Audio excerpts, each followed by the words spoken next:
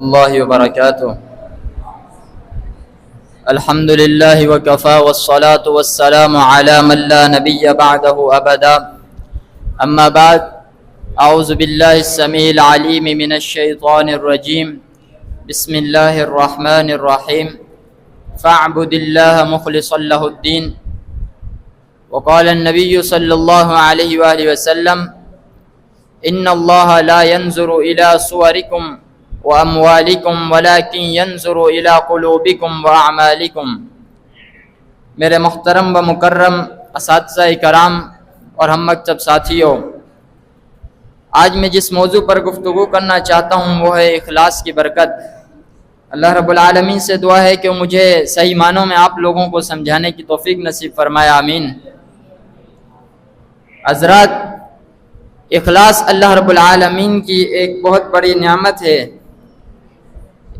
کہ اخلاص جس بندے کو اللہ رب العالمین دے دیتا ہے، اس کے اعمال کے اندر جب اخلاص پیدا ہو جاتا ہے تو وہ اخلاص میں نکھار پیدا ہو جاتا ہے۔ اخلاص جب پیدا ہو جائے کسی عمل میں تو وہ عمل خوبصورت ہو جاتا ہے۔ جس طرح کہ نبی علیہ الصلاۃ والسلام کا فرمان ہے، ان اللہ لا ينظر الى صورکم واموالکم ولکن ينظر الى قلوبکم واعمالکم، کہ بے شک اللہ رب العالمین لوگوں کی صورتوں اور لوگوں کے مالوں کی طرف نہیں دیکھتا، بلکہ اگر اللہ رب العالمین دیکھتا ہے تو ان کے دلوں کے اندر دیکھتا ہے اور ان کے اعمال کو دیکھتا ہے کہ ان کے اعمال کے اندر کتنا اخلاص ہے۔ جب فتح مکہ کا موقع تھا، نبی علیہ الصلاۃ والسلام نے تمام لوگوں کو معاف کر دیا، مگر چند ایسے لوگ تھے کہ جن کے بارے میں نبی علیہ الصلاۃ والسلام نے کہا، نام لے لے کر کہا کہ اگر یہ کعبے کے غلاف کو بھی پکڑ کر کھڑے ہوں تو ان کو قتل کر دیا جائے۔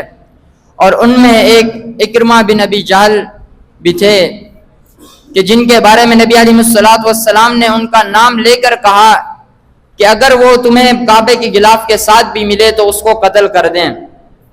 اکرمہ بن ابی جہل نے جب یہ سنا تو وہ بھاگ کر کشتی میں سوار ہو گئے۔ سمندر کی لہریں آپ کو پتہ ہے کتنی خطرناک ہوتی ہیں، اور وہاں اللہ کے سوا اور کوئی سننے والا نہیں ہوتا۔ اکرمہ بن ابی جہل جب سمندر کی لہروں کے اندر انہوں نے دیکھا کہ اب میری جان بچنا بہت مشکل ہے، انہوں نے لات کو پکارا، منات کو پکارا، جتنے بھی ان کے بت تھے سب کو پکارا، مگر ان کی کسی نے پکار نہیں سنی۔ کشتی والے نے کہا کہ اپنے اس رب کو پکار جو سب کا رب ہے اور آسمانوں میں عرش پر ہے۔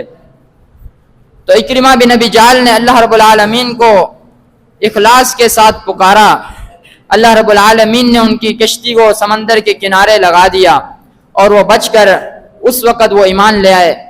میرے بھائیو، اللہ رب العالمین اخلاص کے ساتھ تو کیا ہوا عمل کافروں کا بھی قبول کر لیتا ہے، تو ہم تو پھر بھی مسلمان ہیں۔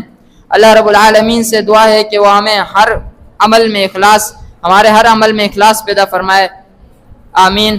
والسلام علیکم ورحمۃ اللہ وبرکاتہ۔